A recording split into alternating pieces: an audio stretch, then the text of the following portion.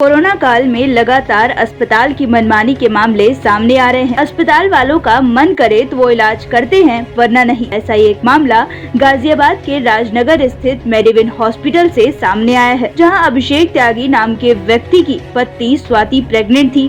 अभिषेक पत्नी का इलाज मेडिविन हॉस्पिटल में करा रहे थे। अभिषेक के अनुसार जब 20 मई को उनकी पत्नी को लेबर पेन हुआ और वो डिलीवरी करवाने के लिए मेडिविन हॉस्पिटल पहुँचे, तो अस्पताल वालों ने चेकअप करके अपना पल्ला झाड़ लिया। अस्पताल वालों ने उनसे बोला कि हम उनकी डिलीवरी नहीं करवा सकते, आप इन्हें दूसरे अस्पताल ले जाइए। अस्पताल वालों ने बिना रेफरेंस लेटर दिए उन्हें भेज दिया। अभिषेक अपनी पत्नी और जुड़वा बच्चों की जान बचाने के लिए अस्पतालों के चक्कर लगाने लगा। मेडिविन द्वारा डिलीवरी नहीं करवाने से अभिषेक के एक बच्चे की मौत हो गई, जबकि दूसरा बच्चा वेंटिलेटर पर है, जो जिंदगी और मौत के बीच लड़ रहा है। अगर मेडिविन हॉस्पिटल डिलीवरी करवा देता या फिर किसी और अस्पताल में व्यवस्था करा देता तो अभिषेक के साथ ऐसा नहीं होता। क्या नाम है आपका? अभिषेक त्यागी। अभिषेक त्यागी जी, क्या हुआ है आपके साथ? सर 20 तारीख में जो पिछली 20 मई गई है, इसमें मेरी वाइफ को लेबर पेन हुआ।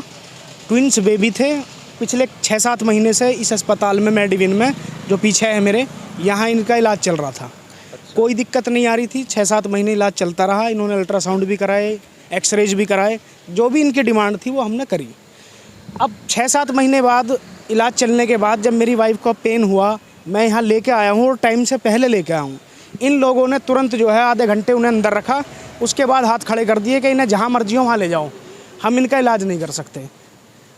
मैं अपनी वाइफ को गाड़ी में लिटा के, ना इन्होंने मेरे को कोई रेफरल लेटर दिया, ना इन्होंने कोई फॉर्मेलिटी कागजी जो करनी चाहिए किसी भी तरह की, इन लोगों ने पूरी करी। जो इनके सीनियर डॉक्टर हैं, डॉक्टर विनय भगत, डॉक्टर रोहित भगत और डॉक्टर गुंजन गुलाटी, इन तीनों में से कोई व्यक्ति वहाँ मौजूद नहीं था। ना उनके द्वारा कोई कागज़ मुझे दिया गया, रेफरल लेटर, जिसकी दूसरे अस्पतालों ने डिमांड करी मुझसे।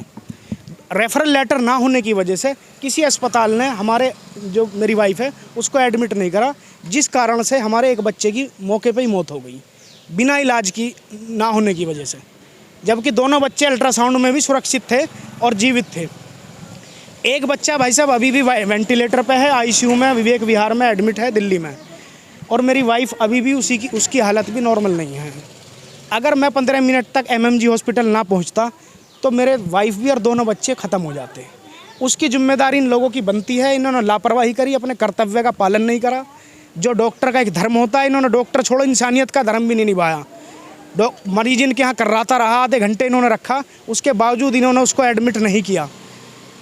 अच्छा, शुरू से ही इलाज इनके यहाँ पे चल रहा जी था। भाई साहब। तो इन्होंने क्या कहा था आपसे? इन्होंने कुछ भी नहीं बताया। बाद में कह रहे हैं सर प्री मैच्योर डिलीवरी हम नहीं करते।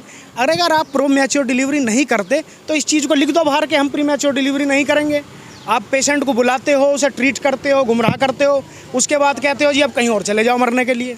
आपको पता है कोविड का टाइम चल रहा है, कोलंबिया एक कोविड अस्पताल है, उसके बावजूद ये जानते हुए इन्होंने इंटेंशनली मुझे जो है कोलंबिया रेफ़र कर दिया कि आप कोलंबिया चले जाओ, आप अपने बच्चे को वहाँ डिलीवर करा लो, जबकि ये जानते थे कि कोलंबिया वाले बिना रेफरल लेटर के और कोविड का टाइम है वो बच्चा डिलीवर नहीं करेंगे। अच्छा, आपको कोई जानकारी नहीं दी थी? ये सर एक तरह से इनकी लापरवाही की वजह से एक हत्या है इन लोगों की वजह से।